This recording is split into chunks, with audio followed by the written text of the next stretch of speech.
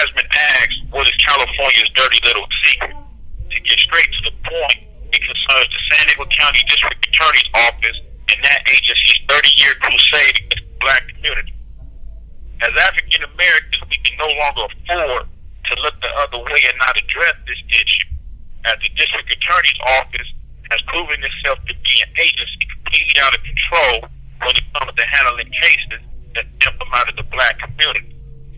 On May 17, 2012, San Diego Voice and Viewpoint ran a commentary that called for public scrutiny and disbandment of the American justice system. The commentary was clear in its description of a racist and dishonest system that has made black males the most socially disenfranchised group in the country. I agree with this, but I assert further that if you wish to get a true understanding of what is being said, you don't have to look any further than the San Diego County District Attorney's Office, for that office is the poster child of such racist and dishonest practices that have completely wrecked the black community. Let's consider my case.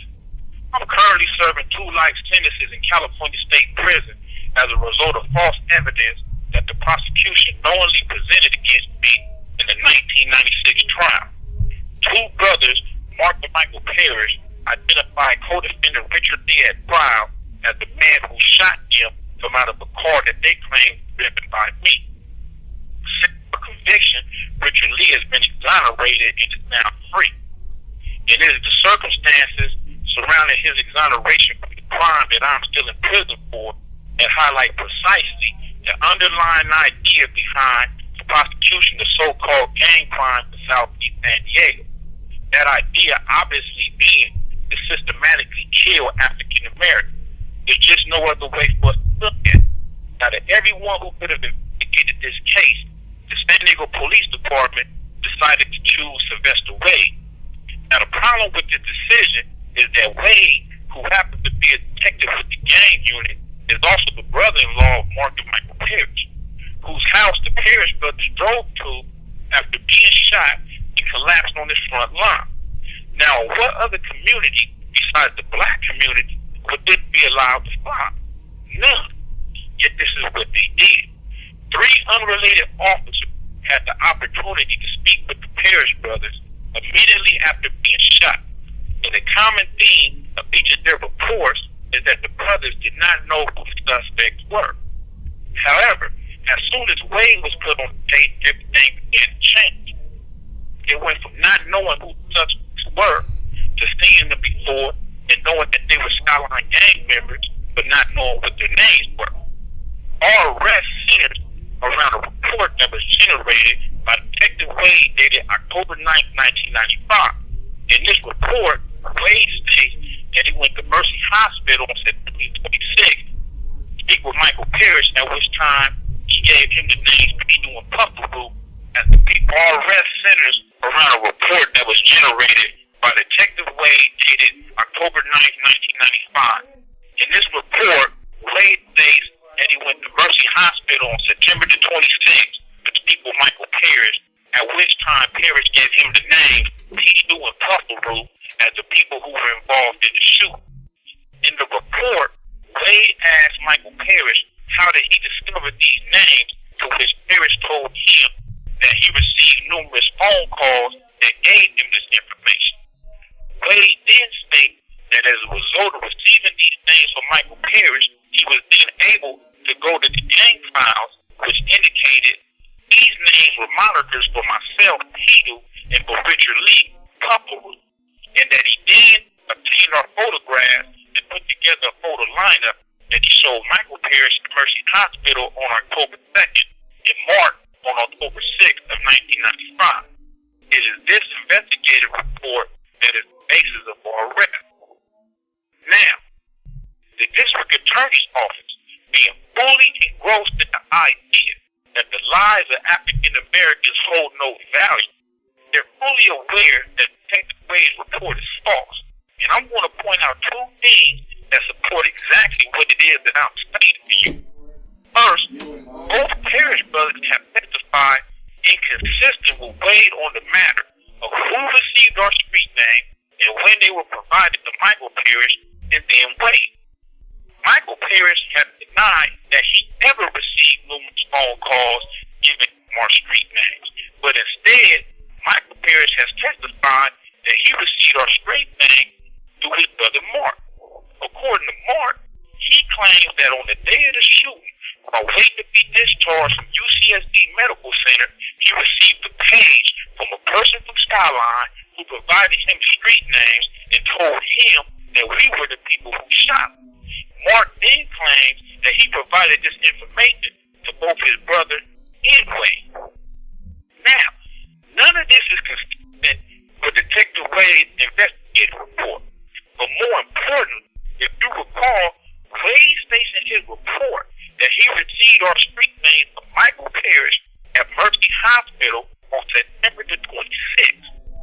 But if you look at page 571 of the trial transcript, which has been posted online for your convenience, Mark Parrish states that although he didn't go see his brother at the hospital on that day, he didn't give him our street name at that time because he didn't want to worry.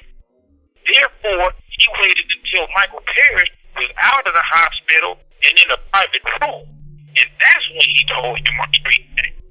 Now, the question that most naturally arises at this point is if Michael Parrish was not in possession of our street names on September the 26th like Wade claims, then how did Wade actually obtain our names with these states enabled him to put together the photo lineup and that ultimately led to our arrest?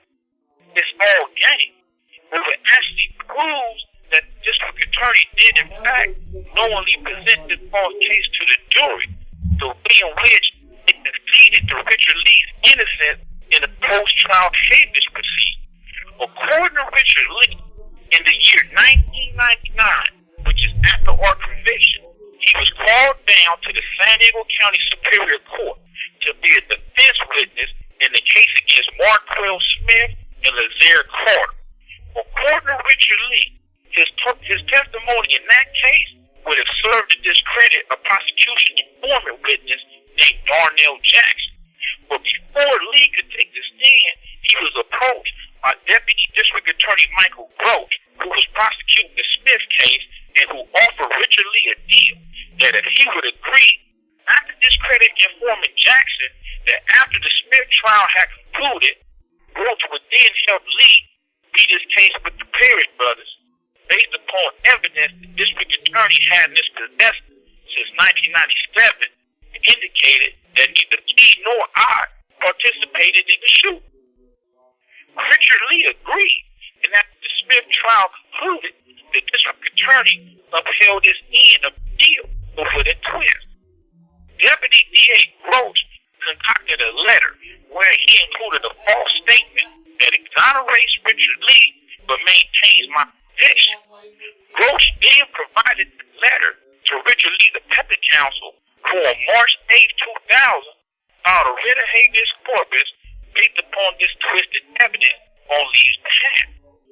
The Superior Court issued an order to show cause, and in a written return dated August 4, 2000, the district attorney chose not to oppose Richard Lee's habeas petition, and this enabled Lee to walk scot-free from the Parrish brothers shooting. In short, they abused the California state habeas procedures so that they could orchestrate my co-defendant's exoneration from the crime on one hand, yet maintain my conviction on the other. These are the games that these people play, which should be no surprise to anyone who is familiar with the history of the district attorney's office. Because in 88, it was Stacey Butler and the Sindo Mob. In 92, it was Gerard Carroll in the Little Trade-Off neighborhood crib. In 94, it was our Curtis brother, Chase. In 95, it was me and Puff. And in 98, it was Marquell Smith and Lazaire Carter.